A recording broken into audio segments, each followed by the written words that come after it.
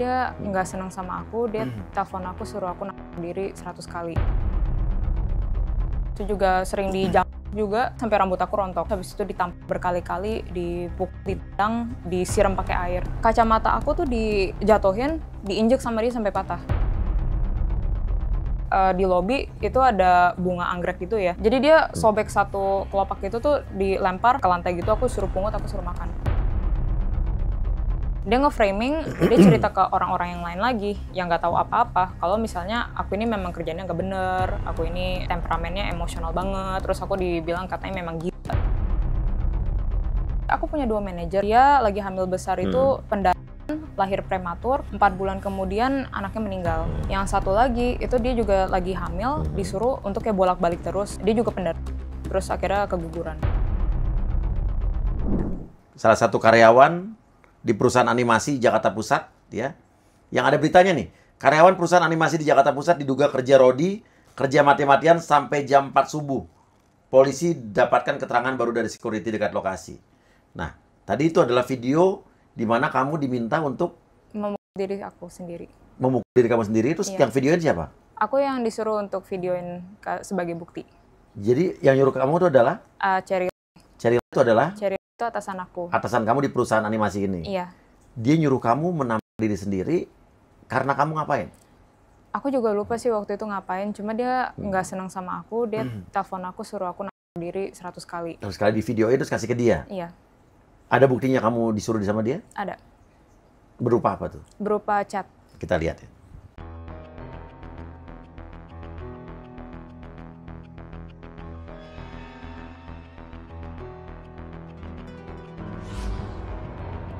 Oke, di sini juga ada Mas Radit ya. Radit, ya. Juga karyawan dari perusahaan yang sama ya. Iya. Kita baca dulu beritanya lagi. Viral di X, karyawan perusahaan animasi di Menteng disita hingga keguguran. Polisi lakukan penyelidikan. Ini tadi yang ada berita kamu. Kisah pilu karyawan di Jakpus diminta tampar diri sendiri 100 kali oleh atasan, dimarahi jika nangis. Selain kekerasan karyawan di perusahaan animasi, Jakpus juga terima ancaman pembunuhan dari bosnya. WNA jadi buronan, kasus dugaan kekerasan terhadap karyawan di perusahaan animasi diselidiki Satreskrim Polres Jakarta Pusat. Oke. Video menampar diri sendiri itu sudah beredar di mana saja? Banyak ya kayaknya itu kan mulanya karena aku kumpulin barang bukti itu Yeah. di Google Drive buat aku share ke teman-teman, Yeah. terus di-share ke kalangan industri. Terus ada orang yang sebenarnya kita nggak kenal dia siapa, Yeah. dia ngepost di X dan akhirnya viral. Jadi kayaknya itu juga udah kesebar di portal media juga. Oke, kalau di kita disensor ya. Cuman kalau tadi kalian bisa lihat sendiri di tempat-tempat lain ya. Oke, jadi ini gimana sih ceritanya? Kalian bekerja di perusahaan animasi? Ya. Iya. Milik ada 3 shareholders di situ. Ada lokal partnernya dan juga ada Cheryl dan Ken, Ini orang Hong Kong. orang Hong Iya. Kong. Karena orang asing kan nggak boleh punya Betul. usaha tanpa lokal partner di Ya, sini. betul, Iya, benar. betul. Oke. Berapa lama kalau Radit kerja di situ? Aku 2 tahun, dari 2020 sampai 2022. Oke. Kalau kamu? Aku dari 2019 sampai 2024, jadi 5 tahun. Oke. Mulai ada keanehan dari orang asing ini, orang Hong Kong ini per kapan? Sejak kapan? Sebenarnya sih kejanggalannya itu udah dari 2018 bahkan, karena ada korban lain kenalan kita juga, itu sudah jadi salah satu korban pertamanya, cuma dari tahun 2018 sampai 2021 tuh ditutupin. Kenapa ditutupin? Ya itu dia mainnya waktu itu masih halus, jadi yang dia targetin ya udah beneran cuma korban itu doang yang tahu sifat aslinya dia seperti apa. Terus akhirnya tuh secara bertahap itu tuh dia mulai mulai kayak sebenarnya banyak orang udah difitnah sama dia gitu. Cuma seluruh karyawan tuh kita nggak suspek apa-apa pada awalnya, karena kita beneran dibuat untuk berpikir kalau orang yang dia fitnah ini memang bermasalah. Tuh. Oke, jadi sekarang ada tren baru ya. Korban bullying, korban kekerasan justru di framing sebelah dia orang yang bermasalah gitu. Benar ya. Ya ini tren baru nih yang terjadi di negara kita ya. Oke, kalau Mas Radit mendapatkan perlakuan apa dari? Kalau aku itu pernah waktu itu kita ada bisnis trip ke Kanada. Kebetulan Krista juga ikut di sini. Jadi kita di Kanada itu kita datengin event B2B lah antar klien-klien besar dengan bisnis to bisnis. Ya, dengan kita kan outsourcing company ya sebenarnya, animation outsourcing company. Itu di sana selama kita di Kanada itu tuh kita nggak bisa nggak dibiarin tidur. Dan harus bangun sampai jam 5 sampai jam 6 pagi karena sementara besoknya itu paginya kita harus ke kantor klien buat sign deal segala macam dan itu pun bukan ranah profesional kita disuruh bangunnya karena si Cherry lainnya ini tuh suka ngalor ngidul cerita apa segala macam baik itu verbal ketemu langsung atau lewat chat. Oh jadi kalian suruh dengerin dan dia marah banget kalau kita ada yang ketiduran, ada yang nggak dengerin gitu-gitu. Sampai waktu itu pernah dalam bukti chatnya itu di dalam chat itu dia bales apa, terus kita nggak ada yang bales jam 3:30, 4 pagi itu si Krista ditelepon, disuruh cariin mana yang belum bales chatnya, gedor kamarnya suruh bales, suruh baca. Pas kita cek bukan kerjaan ternyata cuman urusan personal aja. Terus kita harus kayak oh understood Mrs. Cherry, yes harus Mrs. jawab. Cherry. Harus jawab. Terus kita tidur lagi. Tuh dengerin tuh. Ini di grup karyawan gua aja nanya suka nggak dibalas, gue nggak marah-marah. Ya harusnya gue lakukan seperti mereka nih. Ya, enggak, kalau gue baik hati. Ini agak aneh emang. Memang aneh sih. Oke. Terus abis itu lo lihat di Kanada. Itu aku alamin dan alamin sendiri di Kanada. Dan emang pada saat itu juga banyak banget aku ngeliat sendiri Krista itu juga sering bahasanya lebih dibully ya, dirundung ya sama si bos-bos ini dengan hal-hal yang personal lah di situ. Jadi nggak ada hubungan dengan ranah profesional pun di situ. Oke, lu keluar kenapa dari situ? Jadi itu waktu 2022 itu kan aku awalnya mau resign karena ada usaha keluarga yang harus aku bantu. Di situ aku resign, kemudian si Cherry itu bilang, "Kenapa nggak part time aja?" Oh, ada opsi part time. Ya udah boleh deh, lumayan buat nambah-nambahin. Oke, kalau lu part time lu dari jam berapa mau kerjanya? Oke, gue dari jam 9 sampai jam 12 siang karena sisanya aku harus ngurusin usaha. Oke, 3 jam ya, 3 jam ngurusin kantor ini. Sip. Tapi seiring berjalannya waktu banyak banget kerjaan-kerjaan yang dikasih sama dia tuh di atas jam 12. Sementara aku belum bisa kerjain kan aku harus ngurusin usaha.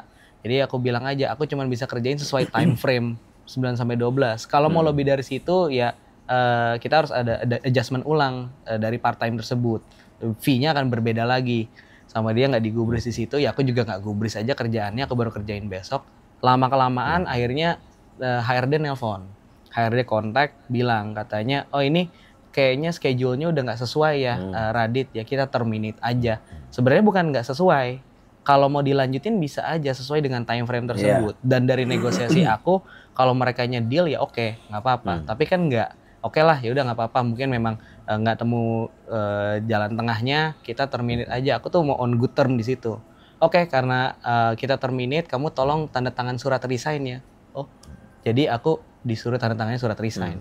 Sementara dari structurals-nya itu seperti pemutusan hubungan kerja.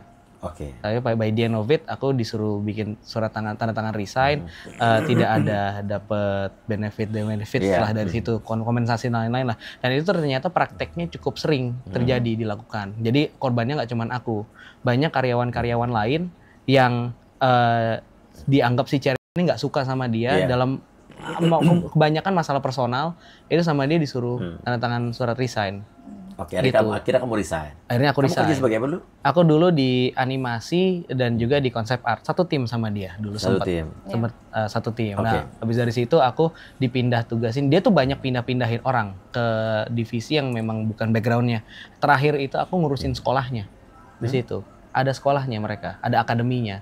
Apa nama akademi? Brandoville Academy. Apa? Brandoville Academy sama namanya. Brandoville Academy. Iya, kan Brandoville Studios ada Brandoville Academy. Nah, aku disuruh diperbantukan untuk ngurusin sekolahnya. Itu kayak nyariin students lah, ketemu door to door sales ke SMA di Indonesia, di Jakarta gitu. Nggak ada ranahnya. Aku tuh sebenarnya studinya animasi. Jadi nggak ada hubungan di situ. Nah, akhirnya ini viral di tahun ini. Viral. Ya? Nah, kamu sendiri mulai mendapatkan keanehan itu, perlakuan yang tidak layak itu kapan? Sebenarnya dari awal ya, karena itu dia tuh selalu menyelipkan kayak hal-hal personal gitu. Jadi dia gali-gali itu kan background keluarga aku kayak gimana, background aku tuh seperti apa. Terus 2020 waktu COVID itu aku sama beberapa karyawan yang lain disuruh untuk tinggal di kantor. Karena kan kita PPKM harus ada yang standby di kantor. Nah dari situ sih sebenarnya udah mulai ada yang aneh, cuma kita nggak suspek pada saat itu. Apa keanehannya? Kita itu tuh dibikinin jadwal. Jadi benar-benar dari kita bangun tidur sampai kita pergi tidur, itu tuh kita dikasih jadwalnya secara detail. Jadi kayak 5.30 kita disuruh bangun, disuruh berdoa dulu sama Tuhan katanya. Terus habis itu disuruh untuk olahraga. Walaupun agamanya beda? Terus showernya kita jam berapa itu diatur. Kita minum air putih aja juga diatur jadwalnya. Kenapa harus gitu? Gak tahu dia sih, karena apa Ini ya? perusahaan apa sekte? Itu dia yang bikin ya kita curiganya juga gitu karena ada beberapa rekan-rekan aku juga yang mereka jadi Cherry ini Kristen. Beberapa rekan aku juga yang non Kristen itu dipaksa untuk pindah agama gitu sama dia. Oh ya? Jadi beberapa rekan kamu yang beragama ada yang Muslim, ada yang Konghucu, ada yang Buddhis. Suruh pindah ke kepercayaannya dia. Sedangkan aku sendiri yang Katolik pun juga di pressure untuk ngikutin alirannya dia. Iya. Itu, keanehan apa lagi? Keanehan itu tuh... itu tapi pada nurut tuh disuruh minum jam berapa? Iya, kita susah sih ngikutinnya, tapi dia ngecek. Jadi bener-bener tiap hari tuh kita disuruh untuk saling ngecek juga. Kalau misalnya ada teman aku yang nggak melakukan, aku disuruh untuk lapor, atau aku nggak melakukan, teman aku disuruh untuk lapor. Jadi kita benar-benar dibikin situasi kita harus saling cepu gitu. Oh, jadi ya teknik divide et impera ya, Iya. adu domba. Jadi ini kalau gue lihat atasan lo ini si orang ini ya aliran apa ya? Nggak tahu sih dia percaya kalau misalnya dia bilang ke kita kalau Tuhan itu memberikan dia berkat biar dia bisa punya kekayaan gitu. Iya, itu agak aneh sih. Dan tapi kalian lakukan tuh tadi jadwal-jadwal tadi tuh. Kita lakukan. Ada hukumannya nggak buat orang yang terbukti tidak melakukan? Aku lupa hukumannya apa, tapi waktu itu teman aku sempat kena sih. Sempat kena, diapain sama dia lupa kamu? Aku lupa, tapi barang-barang kita juga ada yang disita. Jadi teman aku tuh salah satunya yang korban yang dari 2018, dia suka main Gundam kan. Gundamnya disita, dikunci di ruang server. Temen aku yang sakit. Temen aku yang satu lagi bonekanya sama botol sambalnya juga disita. Botol sambal? Botol sambal ya. Sama botol dia. Sambal. Iya. Dia juga punya kalung jimat gitu kan, dia Buddhis ya. Itu kalung jimatnya itu tuh disita juga sama Cherry. Sampai akhirnya kan beritanya katanya ada yang sampai keguguran. Kamu disuruh menampar diri sendiri sampai 100 kali dan di videoin dikirim ke dia. Iya. Udah gitu sampai ada yang disuruh turun naik tangga katanya. Iya, itu aku. Dia. Gimana aja coba? Apa aja coba kamu ceritain dulu? Banyak sih. Hukuman-hukuman yang pernah diberikan ke kamu apa aja? Iya, itu aku disuruh untuk yang lari naik turun tangga itu. Jadi kantornya itu 5 lantai. Iya. Jadi 5 lantai itu tuh satu lab itu naik turun. Itu aku disuruh untuk 9 kali lab. Itu dalam kurun waktu tertentu. Tapi waktunya itu tuh impossible sebenarnya. 5 lantai itu 1 kali naik, 1 lab? Iya, 1 naik, 1 turun, itu 1 lab? Iya. Jadi 10 lantai itu baru 1 lab? Iya. Sementara kamu disuruh? Aku disuruh 9 kali, itu ada jangka waktunya. Tapi itu tuh tiap kali aku melakukan tuh pasti nggak mungkin tercapai itu. Jadi aku disuruh berarti ngulang 5 kali. 90 lantai?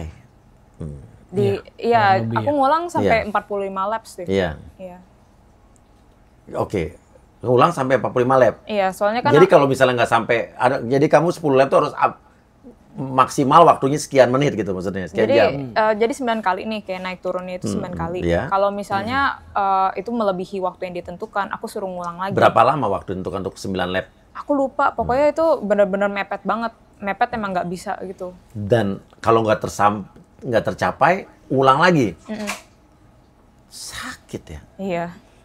Terus apa yang terjadi kalau kamu ngelawan? Atau kamu pernah nggak kuat gitu? Sering aku dari awal tuh sering, bahkan sebelum dia mulai aneh-aneh kayak gini tuh, karena dia yang keanehannya lagi waktu kita tinggal di kantor itu aku tinggal satu kamar sama sahabat aku dari kuliah sebenarnya. Kita diadu domba sampai kita jadi musuhan bertahun-tahun.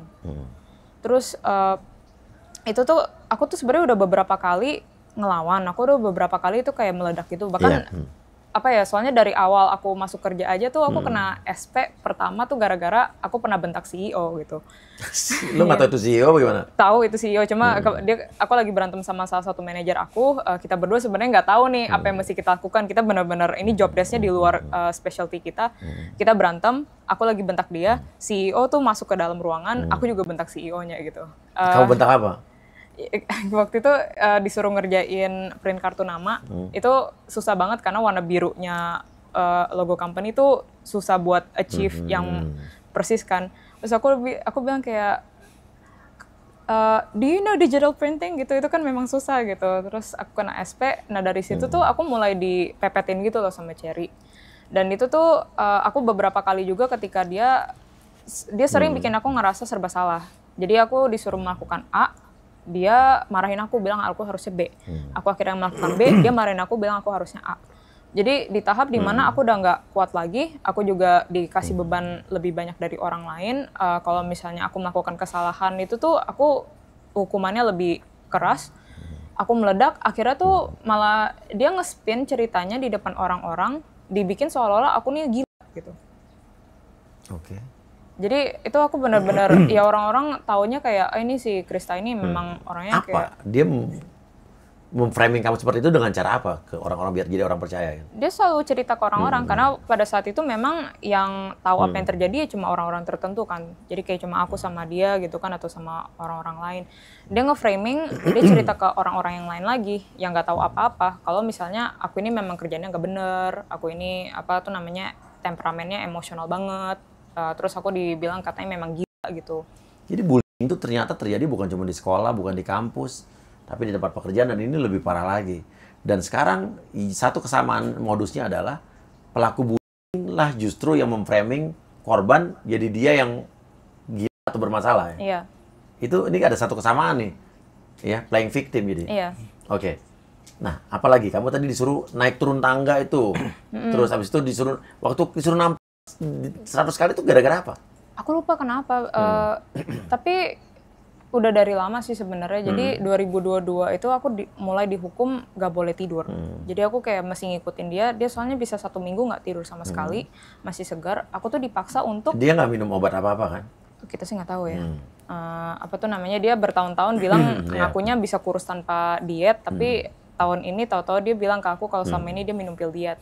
Aku nggak tahu itu apa. Iya, iya. Cuma itu sih dia tuh maksa aku untuk juga berhari-hari nggak tidur, dimana kondisi badan aku udah ngedrop. Itu yang aku sama Radit ikut ke Kanada itu.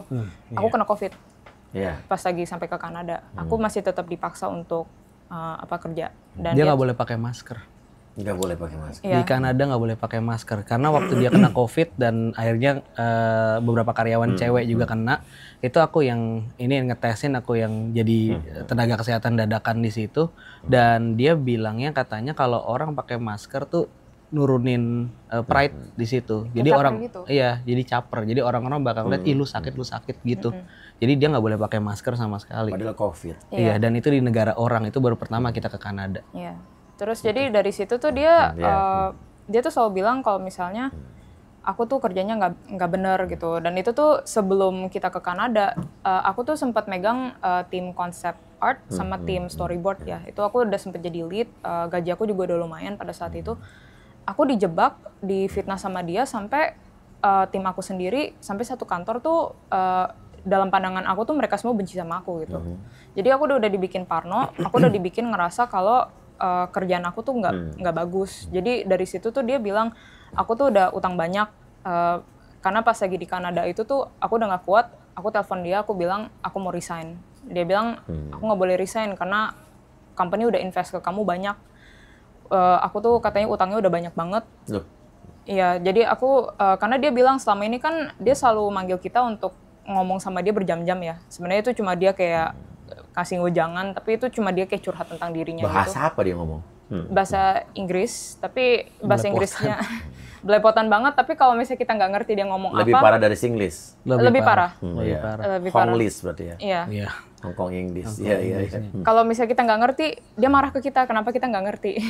Terus itu tuh. Iya, iya. Padahal emang dia tidak bisa dimengerti. Tidak bisa Dia dimengerti. nggak bisa.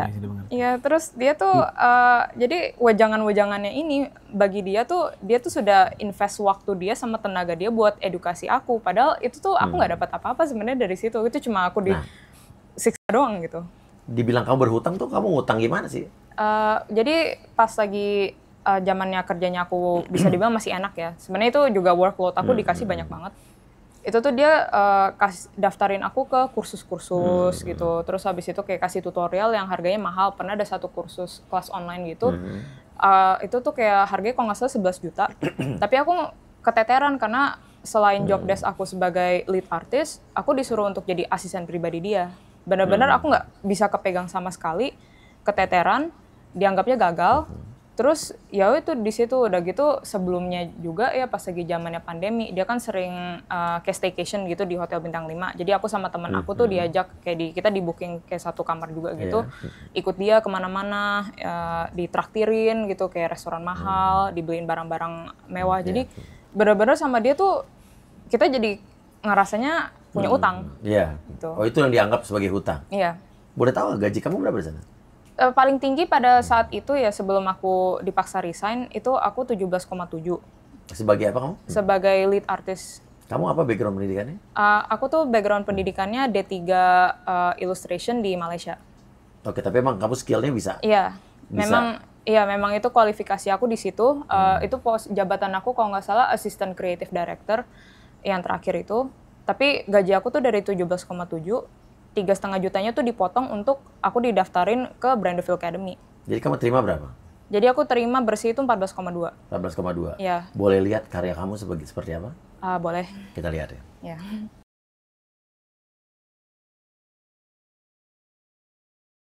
Oke, wajar sih. Dengan kemampuan kamu bisa apa ya? Itu menggambar animasi berarti kan ya? Tekniknya apa iya, namanya? Ilustrasi ya? Iya. Ya. Dan emang kamu selain sekolah tadi emang bakat? Memang dari dulu tuh keluarga aku tuh mendukung. Jadi orang tua aku tuh ngelihat aku memang hobinya gambar, itu didukung. Jadi bahkan mama aku sendiri yang nge-push aku buat kuliah seni. Iya, soalnya gue juga punya teman ya di sini, anaknya. Ternyata dia kuliahnya tuh bisnis, ya di Amerika. Terus ternyata dia sekarang di Indonesia nggak ngapa-ngapain. Tapi tadi dia terima job dari Disney dan lain sebagainya. Ya untuk gambar-gambar di situ dia semua tuh. Iya. Nah jadi kadang-kadang skill sama pendidikan juga, kalau kamu udah sejalan enak kan, keluarga mendukung kan. Iya. Nah terus selain itu ya, kamu tadi itu bilang belum resign. Nah emang gajinya setelah resign beda lagi? Iya aku abis itu kan aku sebenarnya mau resign sendiri waktu itu, cuma nggak dibolehin. Abis itu waktu di Kanada aku dipaksa untuk putus kontak sama keluarga aku. Jadi itu pun aku dipaksa untuk ngekos di dekat kantor yang nggak murah ya harga kosannya. Aku disuruh untuk pindah ke kosan yang lebih mahal. Begitu aku udah pindah ke kosan yang lebih mahal tanpa kasih tahu orang tua aku, adik-adik aku kemana. Itu aku dijebak lagi. Dia bilang dia mecat aku udah diusir nih dari kantor. Tapi itu sebenarnya dia maksaku untuk resign. Jadi aku disuruh untuk kirim surat resignation. Aku di rehire dengan gaji 7,5. Di rehire kembali, di hire lagi. Iya. Kamu mau tapi? Pada saat itu ya namanya butuh uang ya udah gitu kan aku Gitu. Kamu dari gaji 17 juta disuruh resign, tapi di hire lagi dengan 7,5 juta. Kenapa mau? Ya itu kan udah terlanjur, aku udah berantem sama keluarga aku udah putus hubungan sama keluarga aku, bener-bener aku butuh uang untuk tetap bisa hidup gitu kan, untuk bisa kayak tinggal di kosannya, itu jadi ya mau nggak mau gitu, aku akhirnya iyain. Aku udah diputus hubungannya juga sama teman-teman aku. Jadi semua teman-teman aku yang masuk ke dalam kantor pun juga udah diadu domba. Kita musuhan juga. Aku nggak dibolehin untuk kemana-mana, nggak dibolehin untuk curhat juga. Karena katanya kalau misalnya aku cerita ke pihak luar tentang apa yang terjadi di kantor, itu aku leaking out confidentiality. Karena studio kita ini kan studio outsourcing ya. Jadi NDA. kita udah sign NDA, kita nggak boleh leak out. Non-disclosure agreement ya.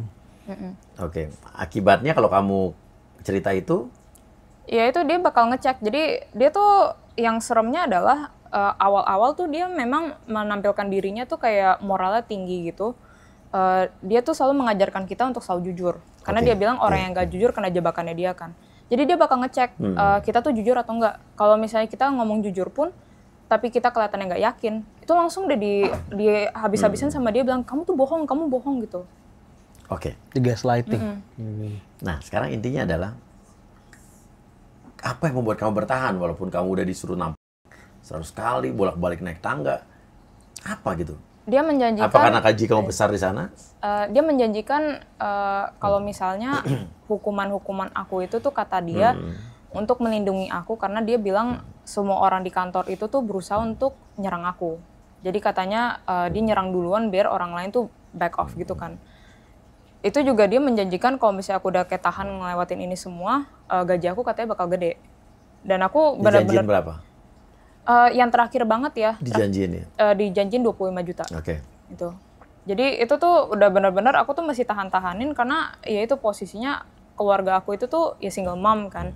Single mom, adik aku dua-duanya itu tuh waktu itu ya yang satu masih S2, terus yang satu lagi tuh dia belum punya kerjaan. Jadi dua adik aku nggak punya penghasilan, aku doang yang punya pekerjaan gitu. Aku ngerasa ya aku mesti seenggaknya tuh meringankan beban mama aku. Jadi gaji lo kan udah dianggap banyak, lo banyak berhutang gitu. Tapi lo berarti paling sedikit terima gaji berapa setelah dipotong-potong hutang itu? Jadi kan pas lagi 2023 tuh aku dipaksa resign 2 kali. Itu tuh yang pertama April 2023 dipaksa resign, itu jadi 7,5. Abis itu tuh Oktober aku dipaksa resign lagi. Dipaksa resign, terus aku 2 bulan gak kerja. Abis itu Desember aku dipanggil lagi, disuruh jadi intern. Jadi gajinya tuh cuma 1,5. Hah? 1,5 juta. Jadi dari 18 juta gaji turun ke 7,5 juta, dia rehire, terus jadi magang 1,5 juta. Iya. Kenapa lo tetap mau? Karena dia menjanjikan itu cuma sementara. Dia bilang kan magang tuh 6 bulan. Jadi dia bilang tuh setelah 6 bulan ini lewat dan dia bilang ini memang masa cobaan karena dia bilangnya ke aku orang-orang di kantor semua benci sama aku. Jadi dia bilang di akhir internship ini aku dijanjikan 25 juta. Dari 1,5 juta, nanti lo balik lagi jadi 25 juta. Dan lo percaya. Iya, habis mau gimana lagi gitu. Udah. Scammer sini. Iya, sangat. Terus dia, tapi dia bilang ke finance kalau aku itu 18,5. Oh, jadi laporan ke finance gaji lo 18,5 juta? Iya. Sementara lo hanya terima 1,5 juta? Iya. Penjelasan ke, jadi lo dikasihnya dalam bentuk cash apa transfer nih? Jadi itu finance transfer full 18,5 karena mereka taunya kan aku 18,5 nih. Kemana transfernya? Ke rekening bank aku. Terus begitu tiap bulan itu tuh aku udah terima uang, dia nanyain, ini udah gajian kan? Karena selalu tepat waktu kan tanggal 25. Terus habis itu dia bilang ke aku kalau itu jangan disentuh uangnya, itu bukan uang aku, itu tapi uangnya dia. Jadi aku disuruh untuk tarik macam-macam sih. Kadang-kadang tuh misalnya dia lagi baik, aku dikasih lebih dari 1,5. Jadi misalnya kayak bisa ambil 2,5. Kalau dia lagi marah, itu aku nggak boleh sentuh sama sekali. Jadi aku bulan itu nggak ada gaji. Lo transfer ke dia apa gimana? Jadi transfernya tuh lewat perantara. Jadi ada yang namanya Jari. Itu aku disuruh untuk transfer ke dia 16 juta. Terus ada bukti transfernya kan? Ada. Terus? Abis itu selebihnya tuh disuruh untuk tarik cash, ditukarkan ke Hong Kong dollar. Atau aku disuruh belanjain barang-barang mahal, biasanya kayak baju gitu. Dan lo mau? Ya apa ya, kan dipaksa juga tuh, di pressure banget. Dan itu tuh kondisi dimana aku udah sama sekali nggak dibolehin tidur, aku nggak bisa berpikir jelas juga. Jadi aku cuma kayak dia suruh apa, aku nggak dikasih break sama sekali ya. Biasa tuh dia kayak ngechat aku tiap jam, ditanyain gini gitu. Ya udah aku mesti tindak cepat. Karena lo nanya sama dia gitu? Aku sebenarnya tuh apa ya, ada satu lagi itu dia, jadi aku tuh kan aku nggak boleh tidur ya, kerja itu juga kayak 20 jam sehari. Aku juga sempet ada saat-saat dimana aku tuh udah nggak ada uang lagi. Kan kalau misalnya bolak-balik naik Gojek itu kan mahal ya. Aku mesti naik Transjakarta, tapi kalau misalnya Transjakarta itu aku nggak tahannya kalau udah tengah malam. Itu tuh banyak motor-motor yang berisik. Jadi akhirnya tuh aku memutuskan aku jalan kaki 8 km ke rumah. Itu tuh saat-saat itu aku udah kayak saking capeknya. Aku tuh nyampe ke kantor itu tuh telat 1 menit. Jadi 3 hari berturut-turut aku telat 1 menit. Dia langsung marah ke aku, bilang aku tuh kena denda 1 hari itu 1 juta. Jadi aku dipalakin 3 juta. Dia bilang kalau aku nggak ada uangnya, itu aku dipecat. Untung banyak tuh ya. Iya, pada saat itu sih sebenarnya aku udah merelakan nih, udah kayak oh mungkin udah saatnya aku keluar. Tapi tiba-tiba dia suruh untuk kayak suruh orang lain untuk ngutangin ke aku 3 juta ini. Jadi aku pinjam 3 juta dari orang ini. Untuk bayar ke dia? Iya. Terus abis itu jadi aku disuruh untuk payback ini orang gitu. Jadi tiap bulan. Ke orang ini?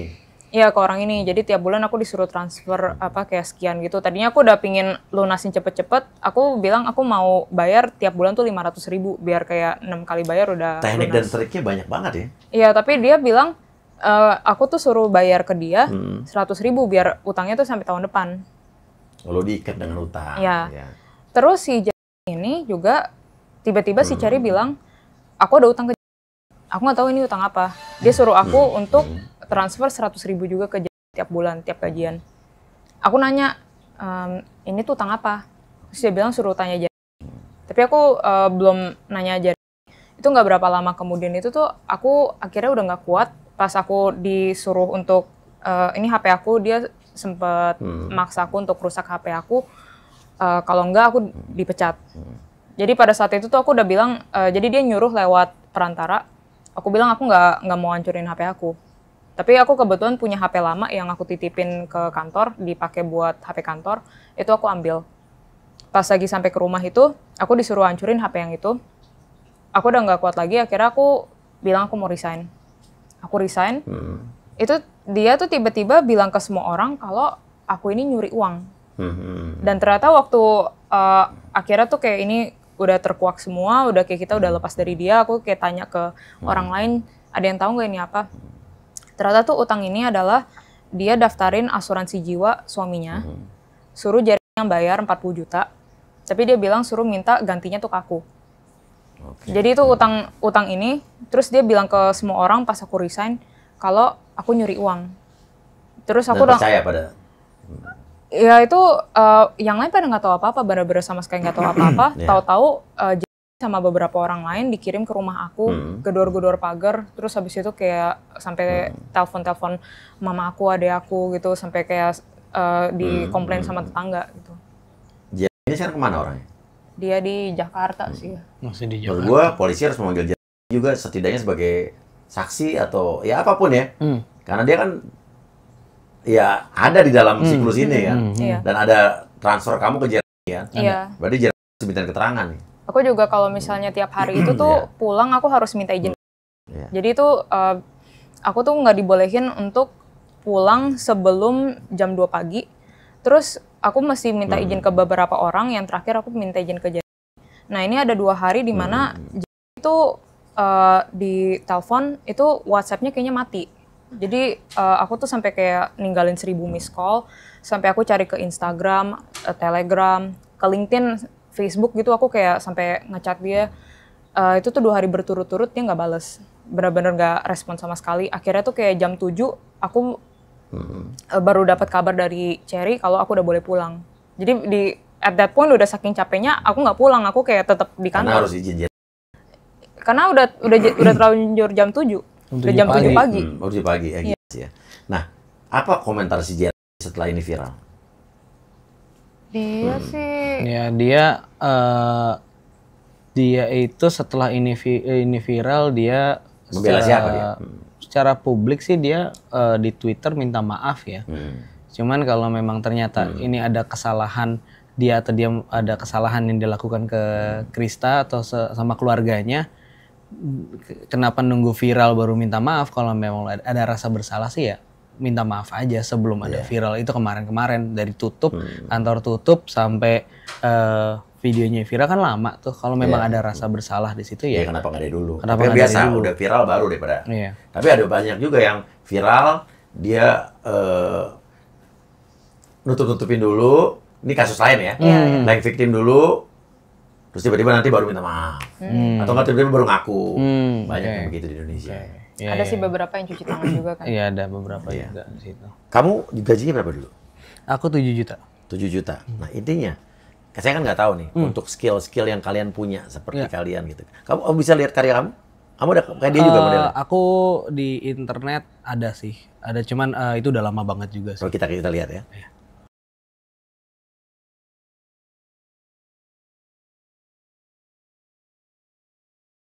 Dengan kemampuan kalian membuat animasi seperti ini, sebetulnya gaji yang kalian terima di perusahaan ini tuh termasuk berlebihan? Apa emang standar? Apa karena kalian merasa di tempat ini kasih gede nih, gue jadi bertahan itu? Kalau dibilang sih gajinya ini cukup besar untuk industri. Untuk selevel industri ini cukup gede. Di Untuk lokal, animasi seperti ini. Di Indonesia termasuk salah satu studio yang gajinya paling besar. Paling besar. Paling besar. Salah Di satu. tempat lain emang biasanya berapa kalau animator kayak kalian tuh? Kurang tahu ya. Kurang tahu Belum pernah persis kerja tempat lain? Belum pernah ke tempat lain. Ini first gig-nya kita juga. Tapi emang besar di sini. Salah satu yang paling besar Oke. di sini. Oke, jadi mungkin itu kali ya yang membuat kalian juga bertahan adalah gajinya gede gitu. Iya, Kalau keluar gue nggak mungkin lagi dapat setempat gaji segini, jangan gitu kan. Selain itu juga kita selalu dengar di luar itu pengalaman rekan-rekan yang lain yang di perusahaan lain sesama industri kreatif memang katanya ya itu perusahaannya juga sama aja gitu. Eksploitatif juga, apa tuh temen aku banyak yang bolak-balik masuk rumah sakit karena lambungnya kena lah atau kena tipes gitu kan umum terjadi di industri kreatif. Jadi kita juga di Brandoville kita nggak merasa kita nggak sadar kalau misalnya ternyata tuh yang Brandoville punya ekstrim banget. Nah, perusahaan ini sebetulnya outsourcing berarti kan? Outsourcing. Dia mengerjakan animasi buat apa aja biasanya? Dia ngerjain outsourcing itu game dan animasi. Jadi ada banyak banget project-project gede karena ini sih connections-nya dari si CEO-nya juga. Dia tuh dulu orang EA Electronic Arts dan kita tuh ngerjain kayak waktu itu ada projectnya Last of Us, ada Assassin's Creed, ada juga terus animasi ada Ice Age juga ada di situ. Jadi untuk luar negeri Untuk luar negeri. Jadi klien itu emang klien luar negeri, makanya standar gaji kalian juga tinggi dan butuh orang-orang yang punya kemampuan skill lebih seperti kalian. Iya. Nah, di situ. Nah, apa tanggapan dari lokal partner yang orang Indonesianya? Nah, tahu nggak ada periksaan seperti ini? Mereka tuh benar-benar baru tahu tuh terakhiran. Jadi itu tahun ini tuh setahu aku ya, yang aku dengar dari rekan yang lain, itu tuh mereka mulai curiga karena perilakunya Cherry ini tiba-tiba berubah. Kalau ngomong itu tuh dulunya tuh nggak pernah kasar di depan mereka. Ya kalau di depan aku sih selalu ya. Itu tiba-tiba dia kayak suka sumpah serapah di tengah-tengah meeting. Terus juga dari tim finance juga menemukan ada beberapa kejanggalan gitu. Terus akhirnya juga beberapa karyawan yang udah benar-benar nggak kuat karena tahun ini tuh baru akhirnya dia terang-terangan untuk nge-abuse aku. Dan juga beberapa karyawan yang lain. Dari situ tuh ada beberapa karyawan yang akhirnya jadi whistleblower, kontak ke kayak partner company-nya ini. Mereka melakukan investigasi. Ngadu nih mereka ya? Ya, nanyain ke karyawan yang lain kayak gimana yang terjadi. Itu juga salah satu alasan mereka akhirnya menutup kantornya. Selain karena memang kantornya merugi. Oke, jadi si lokal partner nih dengar aduan itu, dia investigasi, akhirnya ditutup. Akhirnya cukup bijaksana lah ya lokal partner ini. Iya. Oke, terus yang pertama kali memviralkan ini siapa sih? Itu ada namanya Bisher ya, itu sebenarnya kita nggak kenal dia. Karena pada saat itu tuh aku cuma sebar ke sesama XBV, yang bukti-bukti yang aku bikin yang link Canva itu, biar mereka tuh awalnya nggak percaya pas aku bilang aku udah benar-benar lepas. Jadi akhirnya dibaca sama kalangan ex-Brandoville, terus disebarin ke orang-orang industri, karena pada saat itu kita lagi mau urus pelaporan polisi ya, jadi kita mau keep it low. Tapi udah disebar ke kalangan industri, ada akhirnya yang baca itu, dia ngepost di Twitter. Dan itu tuh sebenarnya in a way kayak blessing in disguise ya. Karena berkat itu akhirnya juga polisi bergerak. Oke, pertanyaannya lagi. Ada nggak karyawan-karyawan yang akhirnya justru kesel gara-gara whistleblower ini, gara-gara kasus ini diangkat, jadi mereka ditutup nih perusahaannya? Perusahaannya udah ditutup duluan. Udah tutup duluan sebelum ini viral. Sebelum ini viral. Jadi itu tutupnya di Agustus. Kemudian Krista ini ngumpulin evidence segala macam, dibagikan. Itu tuh di awal-awal September. Iya. Nah, si orang ini yang naikin tuh di sekitar tanggal 9 September dia naik. Jadi udah kantornya udah tutup di situ. Nah, terus yang sampai keguguran terus gimana ceritanya? Yang keguguran itu tuh, jadi aku punya 2 manajer waktu itu lagi hamil ya. Yang satu itu tuh di overwork sampai dia lagi hamil besar itu pendarahan, lahir prematur, 4 bulan kemudian anaknya meninggal. Yang satu lagi itu dia juga lagi hamil, disuruh untuk kayak bolak-balik terus. Jaraknya tuh cukup lama antara kayak satu kantor sama satu kantor yang lain. Dia juga pendarahan, terus akhirnya keguguran. Jadi banyak orang karyawan yang mengalami hal-hal seperti ini. Iya. Dan rata-rata ke karyawan yang dia tidak suka, bagaimana? Apa semuanya rata? Apa ya, kayak dia ada beberapa karyawan yang dikasih special treatment, tapi sisanya tuh apalagi cewek ya, kita biasanya tuh dapat perlakuannya, ya itu ada banyak kayak body shaming lah, terus kita juga pakaian, makeup, rambut semua dikontrol sama dia penampilan. Harus gimana? Ya itu rambut harus rapi, tiap hari kita harus pakai makeup, baju juga mesti sesuai dengan seleranya dia. Apa selera dia? Ya itu kadang ganti-ganti, kadang-kadang tuh dia udah bertahun-tahun kita pakai baju yang kita pakai nih misalnya, tiba-tiba dia bilang, gue nggak suka sama sepatu lu gitu, kayak gitu. Harus ganti tuh? Terakhir banget sih sebenarnya dia mau kita tiap hari tuh pakai kaos kantor, cuma kebetulan memang kaos kantor belum dicetak jadi nggak ada stoknya, jadi kita tetap pakai baju kita sendiri. Body shaming seperti apa? Apa ya, aku tuh tahun lalu gara-gara nggak dibolehin tidur sejak 2022, itu aku berat badan aku naik sampai kayak hampir 10 kilo. Dari situ tuh dia mulai deh itu ngata-ngatain badan aku terus. Jadi aku dikata-katain gemuk, dikata-katain jelek. Rambut aku juga mulai tipis nih gara-gara rontok kan saking stresnya. Dia tuh ngancem aku bakal mecat aku kalau aku berat badannya nggak turun. Kalau aku tampilannya tetap jelek. Itu yang ngalamin juga nggak cuma aku, karyawan cewek yang lain juga sering disindir kayak gendut, tapi tuh dia dikit-dikit tuh dia selalu traktir kita bubble tea. Kayak bubble tea, pizza, donat gitu. Habis ngata-ngatain? Iya. Oke, kalau kamu pernah dikatain? Aku nggak, kalau aku nggak. Jadi aku tuh sama si Cherry Lai ini tuh dia seperti jaga jarak, jadi dan jaga sikap sih, lebih ke arah jaga sikap. Jadi aku nggak ngalamin yang terjadi di situ, tapi memang ada beberapa kalangan terjadi tuh kalau orang dia nggak suka dengan alasan personal tuh dia suruh resign, itu salah satunya itu ada body shaming juga di situ, involve juga di sana. Kayak apa orang resign di body shaming? Dia pokoknya ada bilang satu orang tuh dia nggak suka karena mukanya tuh jelek gitu. Akhirnya dia nggak suka di situ karena nanti akan jadi nurunin performa di sini, karena risih lah dia kayak gitu. Risih. Muka dia cakep. Biasa aja sih, kita nggak ngeliat muka ya, kita ngeliat komputer. Muka dia ngata-ngatain orang jelek, emang muka dia cakep gitu. Oh, si Cherry Lai-nya? Iya. Taste orang beda-beda sih, kalau aku sih ngelihatnya kayak biasa aja ya gitu ya. Sebenarnya sih untuk usianya dia ya bisa dibilang awet muda ya. Jadi paling awet muda. Cakep, cuma maksudnya bukan orang yang paling cantik sedunia gitu. Iya, kan orang kalau udah jelek-jelekin orang begitu harusnya dia paling cantik sedunia gitu ya. Iya. Oke. Terus pengalaman apa paling buruk yang pernah dialami oleh lo? Apa ya, sebenarnya kalau disuruh ngerank yang paling buruk susah juga sih, karena yang lo ingat. Apa ya? Ditambah sih udah paling buruk menurut gua sih. Udah kayak ditambah berkali-kali. Yang dia bukan lo sendiri. Iya, ini pertama kali dia main tangan. Gara-gara itu apa? Dia nggak suka sama gambar aku. Jadi itu dia memang bertahun-tahun tuh sengaja biar aku trauma sama gambar. Dia nggak mau aku tuh nyentuh seni sama sekali. Tapi kebetulan memang kita mau bikin postingan sosial media, itu nggak ada orang lain yang bisa gambar selain aku. Akhirnya ya udah kita bikin gambar ini, kita udah ACC, udah kayak 2 tahap udah di ACC sama dia. Tahap ketiga udah final, kita nge-post di grup chat. Itu lagi hari Minggu nih, aku disuruh masuk ke kantor, jadi nggak ada orang lain. Tiba-tiba tuh dia ngamuk, bener-bener ngamuk panjang lebar banget di grup chat. Itu tuh ngamuknya bener-bener kayak parah banget. Dia manggil aku untuk naik ke lantai 3, itu lantai tempat dia tinggal.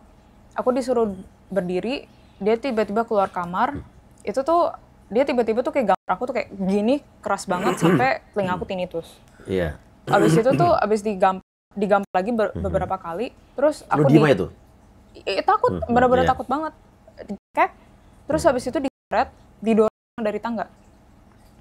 Dan itu tapi kebetulan banget tuh badan aku entah kenapa bisa nahan karena sebenarnya dari angle dia dorong itu tuh hampir aku bener-bener hampir kejal gitu. Itu tuh aku tuh gak berani ngelawan karena ya itu dia kan jago fitnah ya. Dan aku tuh udah sering banget difitnah sama dia. Pasti nanti dibalikin kan. Exactly, apalagi badan aku lebih besar dari dia. Terus juga aku kebetulan memang aku dulu taekwondo. Jadi bener-bener gampang banget kalau misalnya dia aku ngelawan balik, itu kesannya aku yang ngehajar dia gitu. Terus? Jadi aku benar-benar diem? Iya, aku diem. Takut banget aku. Dan kamu nggak nanya, kenapa lo lakuin ini ke gue gitu, nggak berani? Nggak berani karena di grup chat dia udah bilang jelas-jelas dia tuh melakukan itu karena dia marah sama hasil karya aku, katanya gambarnya jelek banget gitu. Saya kira dia bikin sendiri pakai Midjourney gantinya. Terus dia pengen lagi lo? Habis itu ya itu pokoknya di situ kalau nggak salah ya bonus. Jadi tuh dulu tuh kita nerima gajinya full all in. Tapi habis itu tuh dia bikin sistem di mana itu ada kayak bonus. Jadi bonusnya ini tuh kalau performa kita buruk atau kita datangnya tuh telat itu bisa dikurangin. Nah itu dari situ tuh tim aku bonusnya dipotong sampai ada yang dapat tuh jadi kayak kecil banget gajinya. Dari berapa jadi berapa? Aku lupa sih. Tapi itu dari kalau nggak salah ada yang dari 2 digit jadi 1 digit doang. Oke, ada kejadian apa lagi? Iya, itu banyak banget sih. Kalau misalnya di hotel tuh, jadi dia itu stay 3 minggu di St. Regis. Itu dia suruh aku tiap hari standby tiap jam 8 pagi. Pulangnya itu tuh di atas jam 12 biasanya. Dan itu tuh aku disuruh jadi asisten pribadi dia. Jadi udah di tahap dimana dia udah bikin aku ngerasa aku nggak bisa kerjaan apa-apa lagi. Dia bilang tuh kerjaan yang bisa aku lakukan satu-satunya itu jadi asisten pribadi. Aspri dia? Iya. Tapi nggak ada hitam di atas putih. Nggak ada hitam di atas putih. Dia tuh kalau mindahin orang ke departemen lain itu tuh nggak pernah ada kontrak baru. Terus habis itu tuh aku disuruh untuk selalu standby buat dia, bener-bener ngelayanin dia. Kalau dia misalnya lagi duduk di sofa nih, aku tuh mesti berlutut di sampingnya dia kalau ngomong. Terus juga aku tuh mesti ngambilin makanannya dia kalau misalnya dia makan di buffetnya. Terus itu tuh kalau aku melakukan kesalahan yang kecil, itu tuh dia bakal iya, kayak dia udah power tripping banget pas lagi stay di St. Regis ini. Karena ini detik-detik company tuh sebenarnya udah merugi, udah ditegur gitu sebenarnya sama finance. Pakai duit company dia? Kurang tahu ya, tapi yang jelas sih pakai duit aku juga. Nah, maksudnya? Iya, jadi dia ada pengeluaran-pengeluaran yang dia suruh aku untuk bayarin. Karena katanya itu utang aku. Terus habis itu tuh dia... Enak banget dia main bilang utang kamu bayarin itu. Iya, makanya sebenarnya finance sudah negur dia, bilang ini tuh company merugi loh. Kenapa kamu malah stay di St. Regis? Kamu udah consider nggak buat nurunin standar hidup kamu gitu? Dia malah kayak ngamuk gitu, bilang katanya, bilang ke kita semua di kantor, kok ini finance berani-beraninya sih kayak negur dia kayak gini gitu kan. Itu tuh, abis itu tuh banyak deh pokoknya di St. Regis kan di lobby itu ada bunga anggrek gitu ya. Itu tuh dia sering nyuruh aku buat makan tuh bunga. Hah? Jadi dia sobek satu kelopak itu tuh dilempar biasa kayak ke lantai gitu, aku suruh pungut, aku suruh makan. Lu makan? Iya. Oke. Syarat. Itu juga sering dijam juga. Dijam sampai rambut aku rontok. Di St. Regis juga? Iya. Dijam, dijolokin ke tembok gitu, terus habis itu ditampar berkali-kali, dipukul, ditendang, disiram pakai air. Ada saksi? Ada. Siapa? Salah satunya sih rekan kerja aku, kebetulan itu tuh yang lokasinya di depan kamarnya dia, di lantai 15. Itu dia manggil kita, dia tuh nyuruh kita untuk melakukan sesuatu yang sebenarnya dia nyari-nyari kesalahan, dia manggil kita berdua ke atas, dia suruh rekan aku itu untuk minggir, tiba-tiba tuh kayak dia gampang aku berulang kali, terus dia dorong aku, abis itu aku diguyur pakai air dari vas. Terus itu kan airnya banyak banget tuh, aku disuruh untuk ngelap. Kebetulan banget aku habis beli tisu, jadi aku pakai tisu itu buat ngelap karena itu airnya banyak banget. Itu tuh kacamata aku tuh dijatuhin, diinjek sama dia sampai patah. Padahal itu tuh kacamata aku baru beli semalam sebelumnya karena malam sebelumnya itu tuh kacamata lama aku dirusak juga sama dia. Gila ini orang. Iya. Tadi kamu yang cerita ini kebenaran kan? Kebenaran. Bukan ngarang-ngarang kan? Bukan ngarang. Nanti soalnya biasanya suka ada versi lain nih. Iya. Dia tuh ngarang nih, dia tuh fitnah nih. Biasa kalau begitu tuh nanti ujung-ujungnya ya kan? Iya. Ada saksi yang mau bersaksi untuk kamu? Ada, itu juga udah lapor ke polisi yang ini. Oke, ada ya? Ada. Kalau di St. Regis sendiri ada yang karyawannya yang Karyawannya sih ada banyak yang menyaksikan ya, cuma aku sih kurang tahu karena dari pihak St. Regis kayaknya mungkin ada birokrasi, ada kayak protokol yang mereka nggak bisa melangkahi sebelum polisi sendiri datang ke St. Oke, Regis. kejadiannya tanggal berapa? St. Regis bulan berapa ingat? Juli. Oke, artinya kalau kamu lapor polisi cepat ditangani, bisa minta CCTV kan ya? Harusnya sih bisa. Dan sekelas St. Regis nggak mungkin 3 bulan, 4 bulan hilang ya? Itu sih kurang tahu ya, karena dari St. Regis bilangnya kayak 30 hari gitu. Cuma awalnya tuh aku ke St. Regis dulu. Mau nanya kalau misalnya mau minta CCTV itu butuh apa. Mereka bilang butuh surat polisi. Ya udah, akhirnya aku ke Polres, tapi dari Polres atau Polsek ya? Ke Polsek. Dia bilang katanya ini tuh ranahnya Polda karena pelaku NA. Ya udah, aku ke Polda. Aku nanya, ini butuh apa aja? Laporan di Polda di mana? Di unit apa? Di bentar aku lupa. Kita sih yang jelas dapat suratnya dari SPKT sih. Abis itu jadi kayak kita di kriminal umum. Kriminal umum ya? Iya, iya. Ya, kriminal umum. Terus habis itu tuh jadi awalnya kita kasih lihat ke videonya. Terus mereka bilang mereka butuh terjemahan dari chatnya. Yaudah, akhirnya kita balik lagi nih ke Polda bawa bukti chatnya. Tapi sama mereka ini laporannya ancaman pembunuhan dulu ya, karena memang ada itu, tapi barang bukti nggak diambil sama mereka. Apa ancaman berupa apa? Chat. Dibilang apa? Ya itu bakal bunuh aku, bakal bunuh keluarga aku. Oke, itu udah cukup menurut saya, cukup jelas. Oke, nanti kan bisa diekstraksi. Ini editan apa bukan kan? Oke, terus? Terus udah kayak kasih surat saksi juga karena rekan aku yang menyaksikan juga jadi saksi. Jadi kamu cukup lengkap lah ya ngelapor ke Polda ini udah. Oke, terus? Terus akhirnya sama Polda, tapi barang buktinya sih masih belum diambil ya, katanya tuh mereka bakal kontak aku karena masih harus melakukan visum segala macam. Kapan kamu laporan? Aku lapor tanggal 5 September. 5 September, oke. Terus? Terus akhirnya dialihkan ke SPKT, aku dapat surat tanda bukti pelaporan. Ini sebelum viral ya? Sebelum viral. Oke. Aku kata mereka harusnya tuh ini cukup buat minta CCTV St. Regis. Oke. Kira aku balik lagi nih ke St. Regis. Tapi ternyata sama security-nya, sama manajernya bilang katanya ini nggak cukup. Menurut protokol itu harus polisinya sendiri yang datang untuk investigasi. Ya, benar. Padahal sebelumnya mereka bilang surat aja. Ya udah, akhirnya kan kita minta gini, karena ini CCTV-nya itu kita dikejar waktu ya. Kita titipin HDD 4 terabyte. Mereka aja yang keep. Kita udah bilang kalian aja yang punya cadangan ya kan? Ya biar mereka bisa backup dulu kan. Yeah. Cuma mereka tuh apa ya? Ada bahkan aku ada saat-saat dimana aku ngerasa aku agak di victim blaming gitu. Kenapa nggak lapor dari awal? Tapi padahal ini kondisinya kita juga harus prosesnya ini kan lama ya, mesti bolak-balik Polda juga. Kira kita bilang ini ada HDD kosong, kalian keep aja. Memang kalian nggak boleh kasih ke kita sesuai protokol, kita nggak minta. Yang penting begitu ini polisi udah datang, barangnya udah ready gitu kan. Tapi mereka tetap menolak itu HDD dibalikin. Dan itu abis itu tuh nggak lama kemudian yang post di Twitter itu viral. Nggak lama kemudian aku dikontak sama Polres Jakarta Pusat. Lu gimana sih? Kamu lapor ke Polda tapi yang kontak Polres Jakarta Pusat. Iya. Kenapa? Ya itu karena apparently tuh Polres Jakarta Pusat dapat pressure dari media. Karena kejadiannya kantornya di Jakarta Pusat, di Menteng. Iya, di Menteng. Oke. Tapi berarti ada gerak cepat nih dari Polres Jakarta Pusat, even ya apapun viral, tapi dia yang duluan menghubungi kamu. Mereka langsung melakukan investigasi juga ke kantornya itu Polres Jakarta. Polres Jakarta Pusat sekarang lagi komunikasi erat sama kita juga. Itu langsung tindakannya cepat sih, dimintain bukti, saksi gitu. Terus apa kata Polres Jakarta Pusat?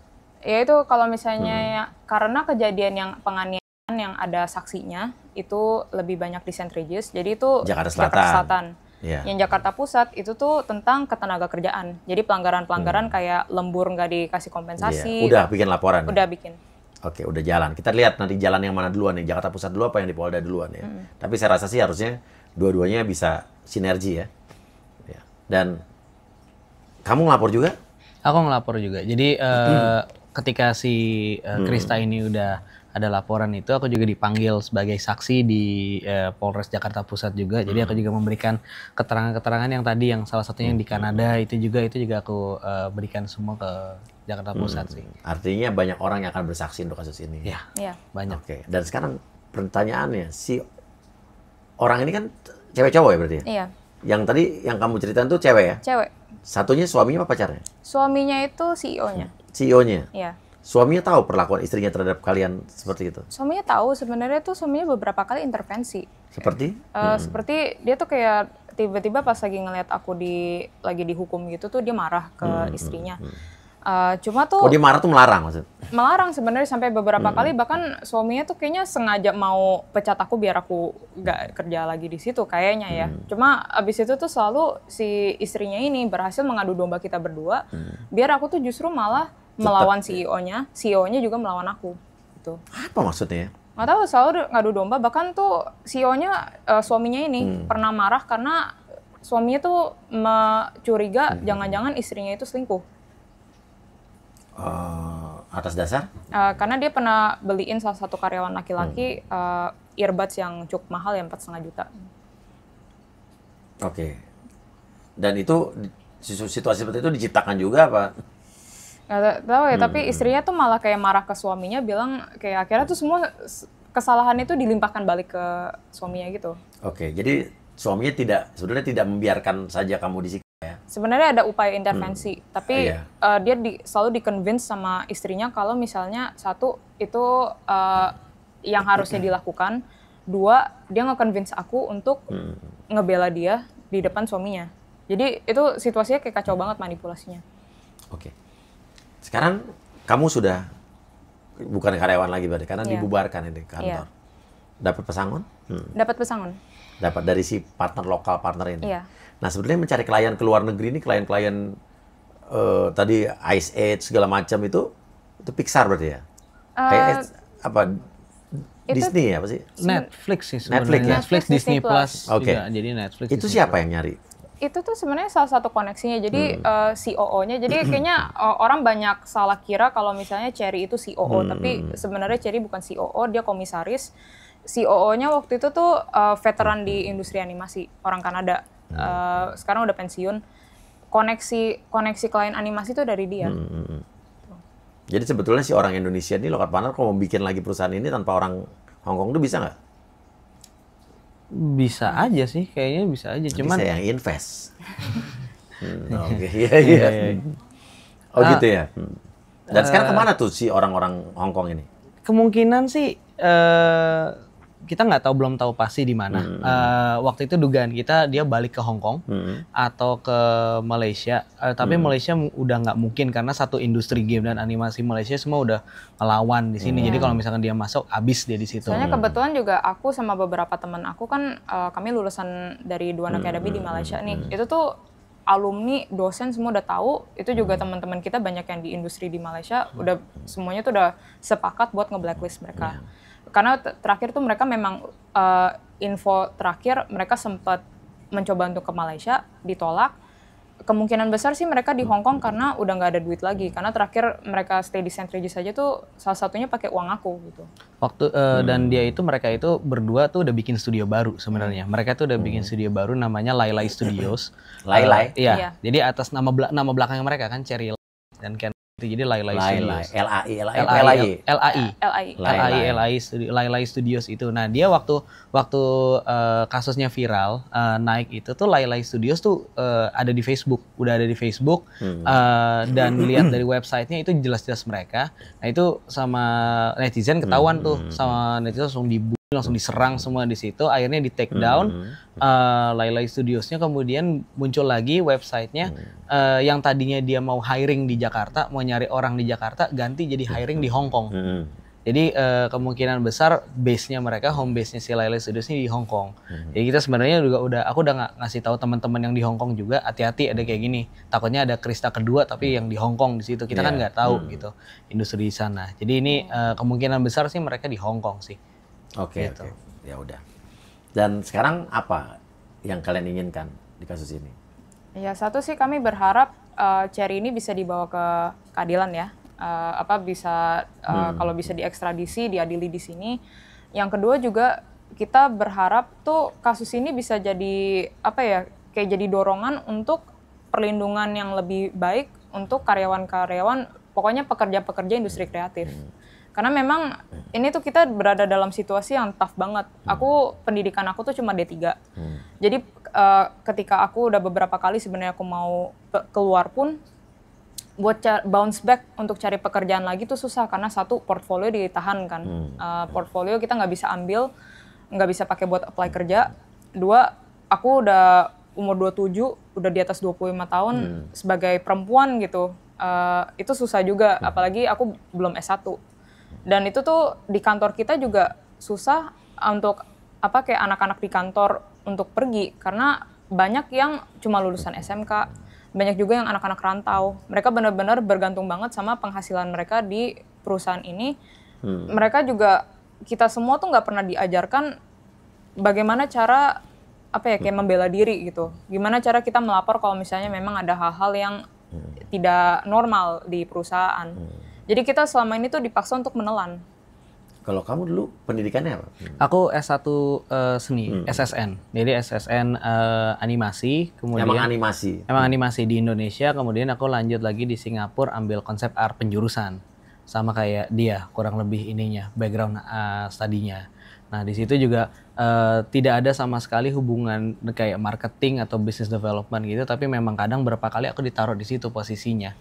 Jadi memang tidak sesuai job desk di situ sih. Jadi ya memang kita juga sebenarnya pengen banget berharap sih industri game dan animasi di Indonesia ini bisa menjadi lebih baik lagi, terutama dalam masalah ketenaga kerjaan dan juga safety-nya karyawan-karyawannya.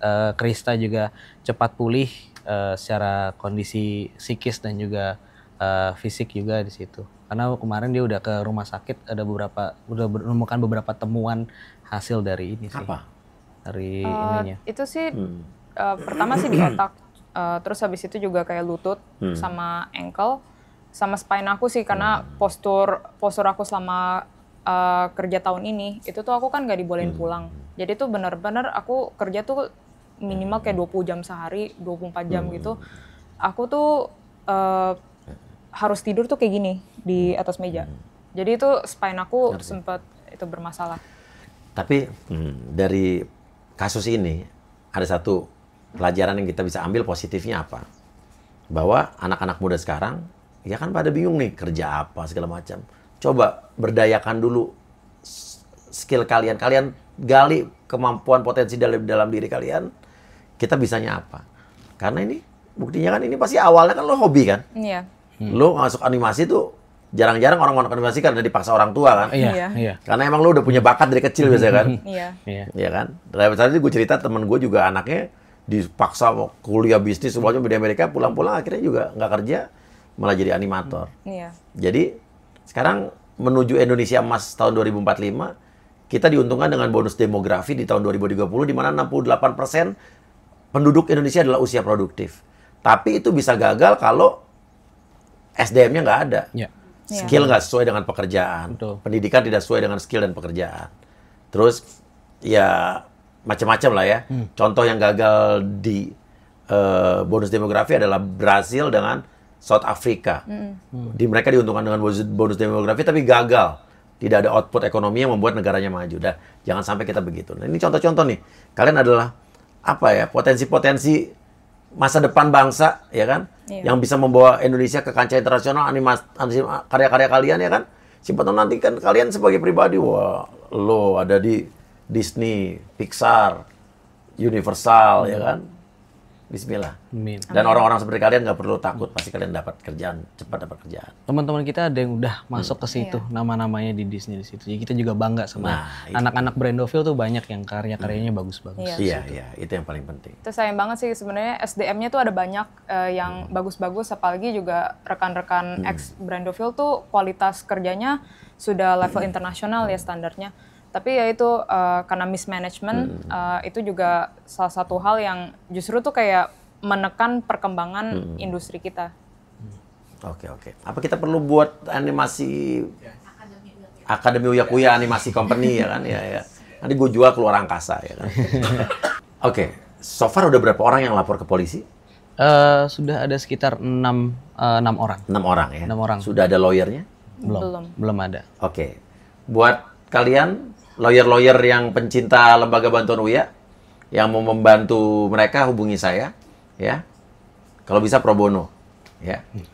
Dan jangan sampai salah memilih lawyer. Iya. Rata-rata kalau lawyer-lawyer yang udah nanti rekomendasi gue bukan lawyer yang akan memanfaatkan kalian kok, tenang aja. Siap. Ya, hubungi saya aja, ya teman-teman saya.